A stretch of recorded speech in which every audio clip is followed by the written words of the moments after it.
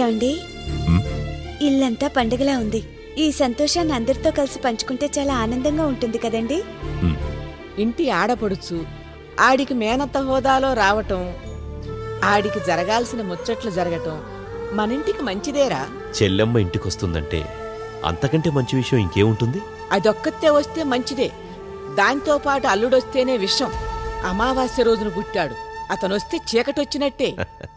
అమ్మా, మంచున్న చోట చెడుంటుంది, చెడున్న చోట మంచి ఉంటుంది. మనిషి అన్న తరువాత మారతాడనే నమ్మకం ఉండాలి. ఆ నమ్మకం నాకుంది. అతను నమ్మకాన్ని కూడా అమ్మకానికి పెడతాడు. అమ్మా, కట్టెను కొరివిలా వాడొచ్చు, కాగడాలా కూడా వాడొచ్చు. అది పరిస్థితి నిర్ణయిస్తుంది. ఆ విషయం మీ నాన్నగారికి తెలియక అల్లుడు చేసుకున్నారు. దాని తల మీద నిప్పులు పోశారు. అన్ని మాటలు నీవేనమ్మా. ఇంతకీ చెల్లెమ్మని తీసుకురావాలా వద్దా? అత్తయ్య గారు అలాగే అంటారు. మీరెళ్ళి తీసుకురండి.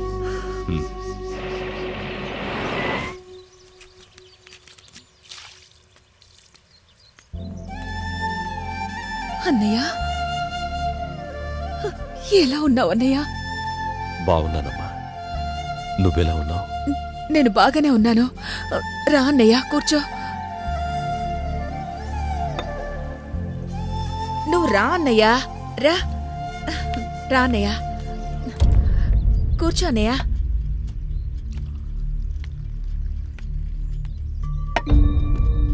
రామరాజు, ఎలా ఉన్నావు? నేను వెళ్ళి టీ తీసుకొస్తానన్నయ్య, కూర్చో.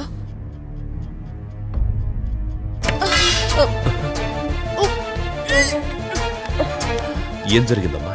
ఒంట్లో బాగలేదా? హాస్పిటల్కి వెళ్దాం పదా. కంగారు పడాల్సిందేం లేదన్నయ్య. నీ చల్లని చూపు పడిందే, నన్ను పలకరించడానికి వచ్చావు. త్వరలోనే నిన్ను మావయ్య అనే పిలుపు పిలవబోతోంది.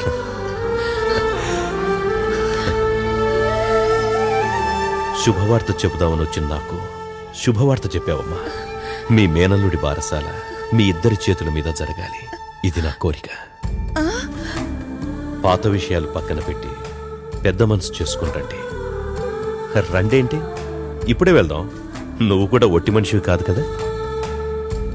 ఇప్పుడు వద్దన్నయ్య, ఆయనకి ఇక్కడ కొన్ని పనులున్నాయి. చూసుకొని ఖచ్చితంగా వస్తాం. నా మేనల్లుండి దగ్గరుండి చూసుకుంటాను, సరేనా? అలాగేనమ్మా. రామరాజు, ఖచ్చితంగా రావాలి, మర్చిపోవద్దు. వెళ్ళొస్తానమ్మా. సరే అన్నయ్య. బారసాలైపోయింది. మీ అత్త మామ ఉండిపోయారు, బంధువులందరూ వెళ్ళిపోయారు. వీడు మాత్రం ఇక్కడే ఉండిపోతాడేమోనని భయంగా ఉంది. అదిగో నాన్న, అక్కడ చూడు, అక్కడ చూడు. హాయ్. బాబు రాజా, వస్తున్నానమ్మా. ఏంటమ్మా? ఏంటమ్మా ఏంట్రా, ఆ దరిద్రం ఎప్పుడు పోతుంది? అమ్మా, అతను మనింటలుడు. అతను వెదవే కావచ్చు, చులకనగా మాట్లాడి మన స్థాయిని తగ్గించుకోవద్దు. అది కాదు రాజా, వాడు నిన్నెక్కడే మారుస్తాడోనని నా భయం. అమ్మా, కన్నతల్లి దగ్గరుంటే గర్భగుడి నీడలో ఉన్నట్టే. అన్నట్టు చెప్పడం మర్చిపోయాను, జానకి ఒట్టి మనిషి కూడా కాదమ్మా. ఈ విషయం ఇంత ఆలస్యంగా చెప్తారేంటండి? అరే, మా చిన్ని బాబుకి చిట్టి పెళ్ళం పుడుతుందన్నమాట.